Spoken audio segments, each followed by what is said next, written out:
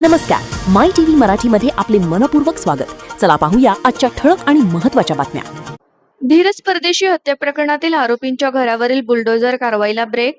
अतिक्रमणाच्या कारवाई विरोधात उच्च न्यायालयात धाव। औरंगाबाद छत्रपती संभाजीनगर खंडपीठाकडून अंतरिम संरक्षण, पुढील सुनावणी 8 सप्टेंबरला। अहिल्यानगर महानगरपालिका कंत्राटी कर्मचारी धीरज परदेशी यांच्या हत्या प्रकरणातील तिघा आरोपींच्या नागरदेवळे येथील ग्रामपंचायत मालमत्ता क्रमांक 2517 वरील कथित अतिक्रमणाविरोधात प्रशासनाने सुरू केलेल्या कारवाईला मुंबई उच्च न्यायालयाच्या औरंगाबाद छत्रपती संभाजीनगर खंडपीठाने अंतरिम संरक्षण दिले आहे। त्यामुळे प्रशासनाच्या कारवाईला तुर्तास न्यायालयीन ब्रेक लागला आहे।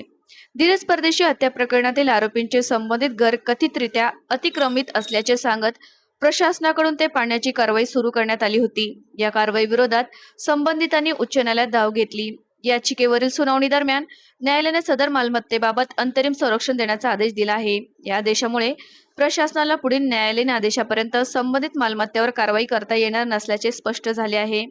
धीरज परदेशी हत्या प्रकरणानंतर आरोपी विरोधात कठोर कारवाईची मागणी होत असतानाच अतिक्रमण कारवाईला न्यायालयीन संरक्षण मिळाल्याने या प्रकरणाला आता वेगळे वळण मिळाले आहे।